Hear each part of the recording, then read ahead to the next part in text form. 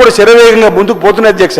ఉదాహరణకు నా వేములవాడ నియోజకవర్గంలోనే పడవబడ్డటువంటి సాగునీటి రంగాన్ని మళ్ళీ కొత్త పుత్తలు తొక్కించే విధంగా అధ్యక్ష, ఎల్లంపల్లి శ్రీపాద సాగర్ ప్రాజెక్టు పెద్దలు శ్రీధర్ బాబు గారి తండ్రి గారు మీ స్థానంలో ఆనాడు రాజా శత్రువు ఉన్నటువంటి శ్రీపాదరావు గారి పేరు మీద శ్రీపాద ప్రాజెక్టు మనం నిర్మాణం చేసుకొని 1737 కోట్లు 2005లో ఆనాటి ముఖ్యమంత్రి రాజశేఖర్ గారు మంజూరు చేస్తే నా నియోజకవర్గంలో ఒక్క ప్రాజెక్టును కూడా 2009 కంటే ముందు రాజశేఖర్ గారు ముఖ్యమంత్రి ఉన్నప్పుడు ఆనాడు అయినట్టు ప్రాజెక్టులు తప్ప ఈ బీఆర్ఎస్ ప్రభుత్వంలో ఒక ప్రాజెక్టు కూడా కాలేదు.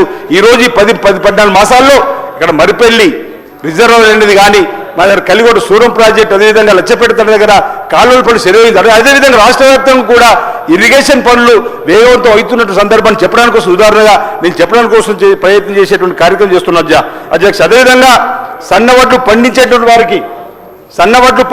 వారికి కూడా ఈ ఏడాది నుంచి 500 రూపాయల బోనస్ ఇస్తున్నాం అధ్యక్ష. ఇంచుమించు 1206 కోట్ల రూపాయలు రైతుల ఖాతాలు వేశాం. బీఆర్ఎస్ సర్కార్ ఏనాడు కూడా బోనస్ గురించి ఆలోచించిన సందర్భం లేదు.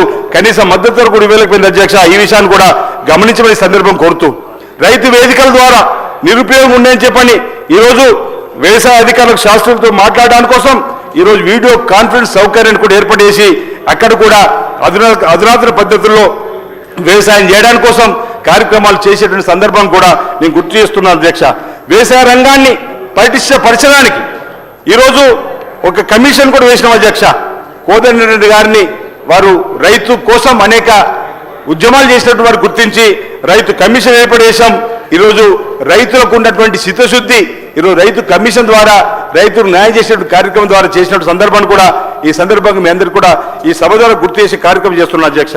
అదేవిధంగా గవర్నర్ గారి ప్రసంగంలో నిన్న అద్దం పట్టాల ఈ తెలంగాణ రాష్ట్ర ప్రభుత్వం కాంగ్రెస్ ప్రభుత్వం పనితీరును అద్దం పట్టాల వారు మాట్లాడినటువంటి మాటల్లో ఈరోజు సంక్షేమ కార్యక్రమాలకు సంబంధించి కూడా ఏవైతే మేము గ్యారంటీలు ప్రజలకు ఇచ్చినామో ఆ సంక్షేమ కార్యక్రమానికి కట్టుబడి అమలు చేస్తూ ముందుకు పోతున్నటువంటి తీరును కూడా ఈరోజు కళ్ళకు కట్టినట్టుగా వారు చెప్పినటువంటి సందర్భం. ఈ ప్రభుత్వం వచ్చినాక 3 రోజుల నుంచి ప్రభుత్వం కూలిపోలు కోరుకున్న వాళ్ళైతే ఈ ప్రభుత్వం వచ్చిన 3 రోజుల్లో మహాలక్ష్మి పథకాన్ని అమలు చేసిన అధ్యక్ష. ఆడతల్లకు ఆర్టీసీ బస్సులు ఉచిత ప్రయాణంగా పంపించాలని 15 మాసాలు అవుతుంది. అరే ఈ ప్రభుత్వం ఇంకిన్ని రోజులు ఉందా? 3 రోజులకే కూలగొడతాం అనుకున్న 3 నెలలు 6 నెలలు 15 మాసాలే బలపడుతుంది. ప్రజా బాహుళ్యంలోకి కాంగ్రెస్ ప్రభుత్వం ఇందిరమ్మ రాజ్యం వెళ్ళి ప్రజల ప్రేమను చూస్తున్నటువంటి ఉద్దేశంతో ఈరోజు అక్కడక్కడ విమర్శలు చేస్తున్నారు తప్ప మరొకటి కాదు. ఈర్ష్య భావంతో విమర్శ తప్ప ఈరోజు మా ముఖ్యమంత్రి గారి పైన వ్యక్తిగత కోపంతో విమర్శ తప్ప మరొకటి కాదని మాట సందర్భం చెప్తూ, మేము అధికారులకు వచ్చిన 3 రోజుల్లోనే మహాలక్ష్మి పథకంలో భాగంగా ఆడబిడ్డలకు ఉచిత ప్రయాణం పంపించేస్తే అధ్యక్ష నిన్నటి వరకు 2 రోజుల క్రితం వరకు నిన్న గవర్నర్ గారు ప్రసంగించినటువంటి దాని వరకు చూస్తే 1,49,63,000 ప్రయాణాలు జరిగినాయి అధ్యక్ష.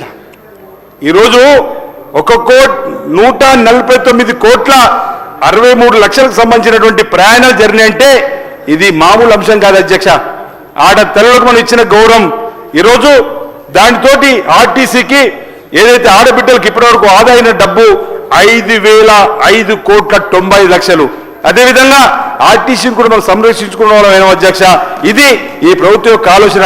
ఈ మహాలక్ష్మి పథకం ద్వారా ఆడపిల్లలకు ఆర్టీసీ బస్సు ప్రయాణం ద్వారా అనేక దేవాలయాల దగ్గరికి వెళ్ళినా రాత్రి బిడ్డ దగ్గరికి వెళ్ళాలనుకుంటా లేదు కొడుకు హైదరాబాద్ చదువుకుంటూ వెళ్ళాలనుకుంటా వెంటనే బయలుదేరి వెళ్ళడంలో చిరు వ్యాపారాలు కూడా ఈరోజు ఆర్థికంగా దుకాణదారులు కూడా దేవాలయాల దగ్గర ఉన్నటువంటి బిజినెస్ కూడా పెరుగుతుంది అధ్యక్ష.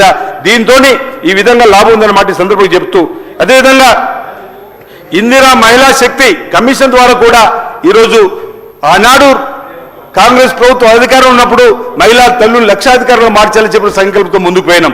ఈరోజు గౌరవ ముఖ్యమంత్రి రేవంత్ రెడ్డి గారు ఈ రాష్ట్రంలో ఉన్నటువంటి మహిళలను 1